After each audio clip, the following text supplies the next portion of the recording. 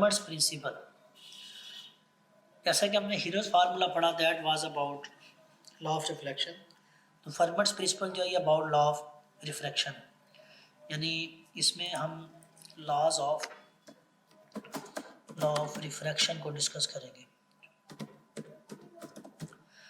इसका दूसरा नाम स्नेल लॉ भी है, ठीक है, अगर आपको याद हो इसको हम स्नेल्स लॉ भी बोलते हैं। तो ये दो डिफरेंट नेम्स हैं, law of refraction, Snell's law या verification of law of refraction.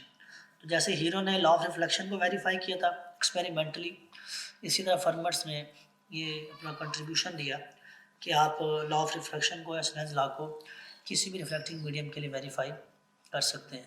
तो ये इसकी स्टेटमेंट है यहाँ से, the light is going from S to P, the route having the smallest optical path length, यानी आप लॉ ऑफ रिफ्लेक्शन को वहाँ से वेरीफाई कर सकते हैं जहाँ पर आपका जो ऑप्टिकल पाथ लेंथ है वो क्या है, स्मॉलेस्ट है। इसको हम डायग्राम से पहले समझते हैं, फिर हम इसकी डिटेल में जाते हैं।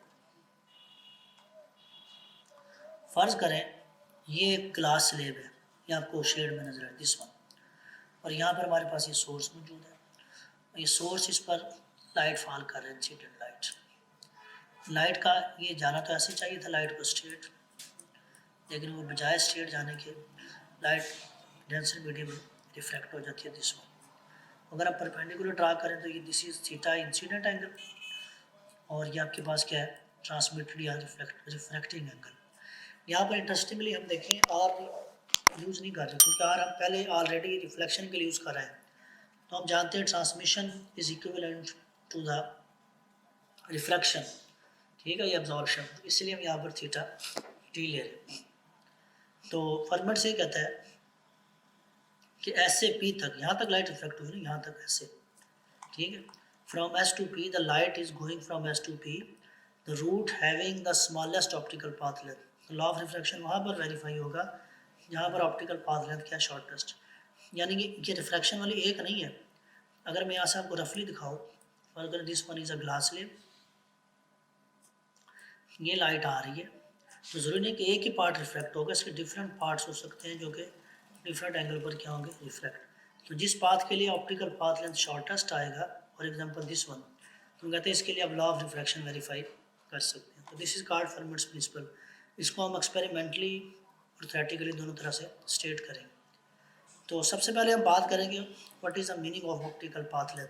This is basically distance covered by light in a medium. For example light यहाँ पर एयर में मौजूद है, ठीक है, फिर एयर से किस में जा रही है, ग्लास में। तो ग्लास में जाने के बाद वो कितना डिस्टेंस कवर करती है या उसका कितना शॉर्टेस्ट डिस्टेंस आता है, that is called optical path length. Optical path length basically distance है multiply by the refractive index. Refractive index mean कि उसमें कितना चेंज आएगा, अगर जितना मीडियम डेंसर होगा उतनी उसकी ऑप्टिकल पाथ लेंथ क्या होगी, स्मॉलर, जितना रेयर होगा उतनी क्या होगी, ज़्यादा होगी। तो ये होमोजेनस मीडियम के लिए अगर यहाँ पर एन की वैल्यू 1 हो जाती है होमोजेनस मीडियम में, तो तब ये सिंपल डिस्टेंस है। और अगर होमोजेनस मीडियम नहीं है यानी एयर टू ग्लास है, तो तब उन दोनों के रिफ्रैक्टिव इंडेक्स की रेशियो ले लेंगे, या सी ओवर वी, इन दोनों की वैल्यूज पुट करके आप निकाल सकते हैं। This is the refractive index relation. तो ये हम एन की वैल्यू को यहाँ पुट कर सकते हैं। तो N is equal to C over V, distance over velocity. आप जानते हैं कि ये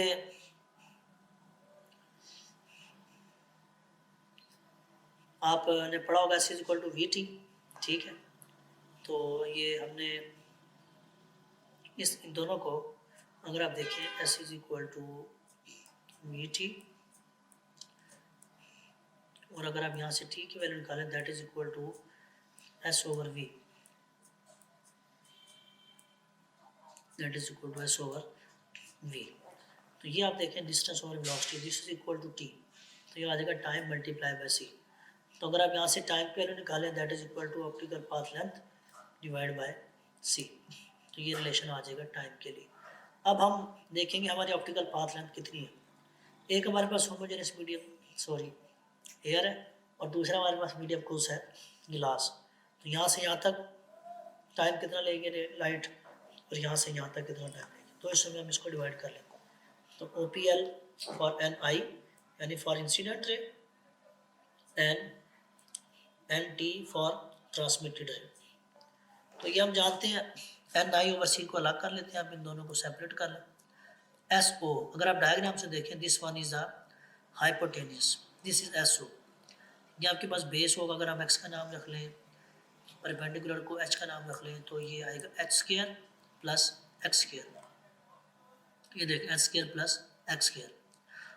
इसी तरह से अगर आप ओ पी की वैल्यू निकालें, तो ओ पी को यहाँ पर हमने लेबल किया हुआ यहाँ से लेकर यहाँ तक। अगर ये डिस्टेंस बी ले लें और टोटल डिस्टेंस ए ले लें, तो रिमेनिंग क्या आएगा ए माइनस एक्स, अगर ये हॉरिजॉन्टल डिस्टेंस एक्स है। तो अब आपके पास ओ पी जो है वो हाइपोटेन्यूस है, ये परपेंडिकुलर और ये बेस है। तो अकॉर्डिंग टू पाइथागोरस थ्योरम ये आएगा b square perpendicular square plus base square a minus x square. तो ये वैल्यू आ, ठीक है। अब क्योंकि ये सिंपल ओ पी है, ये स्क्वायर नहीं है, इसलिए टोटल की पावर क्या आएगी 1/2। डेफिनेशन के मुताबिक हमारे पास ऑप्टिकल पाथ लेंथ क्या होनी चाहिए, स्मॉलेस्ट या लीस्ट वैल्यू। तो लीस्ट वैल्यू के लिए हमें उसकी एक्सट्रीमम कंडीशन अप्लाई करनी पड़ेगी। तो कहाँ तक हम एक्सट्रीमम कंडीशन लेते हैं, उसका बड़ा सिंपल सा आंसर है कि आप इसका डेरिवेटिव लेते जाए यहाँ तक कि वैल्यू इसकी क्या आ जाए 0। तो this is called extremum condition, ठीक है। एक्सट्रीमम कंडीशन को आप इस पर अप्लाई कर देंगे, तो यहाँ पर आप इसका डेरिवेटिव लेंगे और उसका time derivative must be equal to 0 by using the extremum condition या shortest value of the time. तो यह आपने डेरिवेटिव लिया। डेरिवेटिव कैसे लिया ये देखें, थोड़ा सा इसकी डिटेल में जाते हैं। हाँ जी, फर्दर देखें आप। हाँ जी, ये यहाँ से आपके पास ये 1/2 है, ठीक है। तो 1/2 नीचे कर लेंगे, पावर में से एक वैल्यू कम, और उसके बाद बगैर पावर के डेरिवेटिव लेंगे। एच का 0, उसका क्या आएगा 2x। तो ये देखिए 2x, तो 2 यहाँ पर लिखा नहीं डायरेक्टली, वो काट दिया, ठीक है। इसी तरह इसका जब लेंगे पावर नीचे पावर में से कम, फिर तो 2 नीचे आ जाएगा 1/2, 2 से 2 कैंसिल। इसका फिर बगैर पावर के लेंगे, ये b का 0 आ जाएगा, तो इसका आ जाएगा 2a माइनस एक्स। उसके बाद फिर बगैर पावर के लेंगे -1, तो ये -1, तो 2 से 2 अगेन कैंसिल, और एक्सट्रीमम कंडीशन अप्लाई कर दी, dt/dx must be equal to 0। तो ये आपके पास आ जाएगा, ठीक है। अब इसमें देखिए ये जो चीज़ है, this one is called perpendicular hypotenuse. इस डायग्राम में देखें x over H square plus x square, ठीक है। तो ये आ जाएगा 1/2। इसी तरह से this is sine theta I and this is sine theta T, ये दिस वन परपेंडिकुलर और हाइपोटेन्यूस की रेशियो आ जाएगी। तो अगर हम इनको क्रॉस देखेंगे, सी से सी कैंसिल हो जाएगा, तो n i sine theta i is equal to n t sine theta t. तो this is also called Snell's law for refraction.